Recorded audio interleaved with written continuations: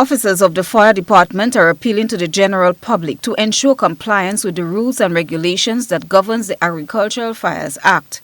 Seeking permission is a requirement by law for persons wishing to burn at this time. Since the no burn policy took effect in February, the fire department has been responding to calls following complaints from neighbors with respiratory ailments of smoke disturbance that is affecting their health.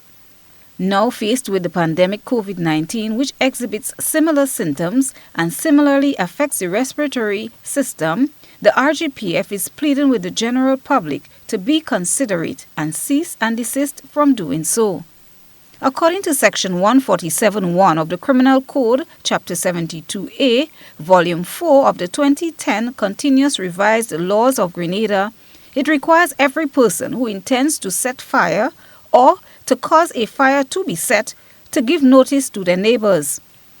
According to Sergeant Adrian Pancho of the fire department, fire tenders are finding it difficult to access areas where fires are in most cases deliberately set, as already narrow roadways are occupied with other vehicles.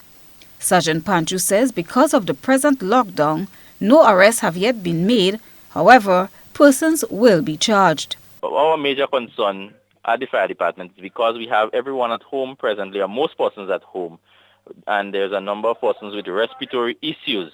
The smoke is affecting a lot of these persons. So besides the fires that we are getting a number of what we term smoke disturbances. So there's one point also that we want to bring across, because there's a number of persons home now, what we have also been seeing is a number of reports of persons setting up coal pits within residential areas. And a coal pit it's not a fire, an open flame on the outside, but it would produce smoke for a period of time. The smoke might not be a lot.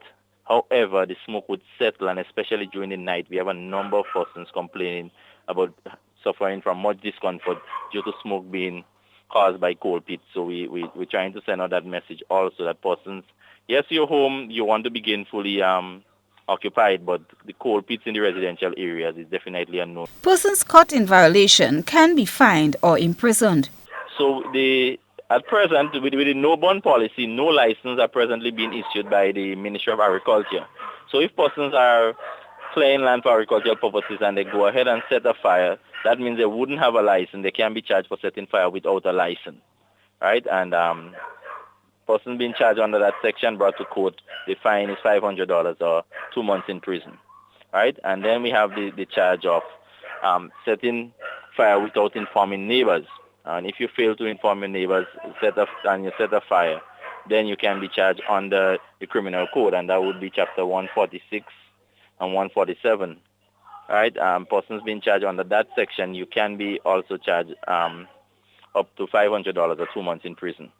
Superintendent Vannie Curwen reiterates the call for no burning. In the dry season, and people continue to burn, and I just want to implore on the public that we are in a we have a no burn policy at this time of the year. You are not to be burning vegetation material or burning in general, and you need to seek permission from the R.G.P.F to light any fire.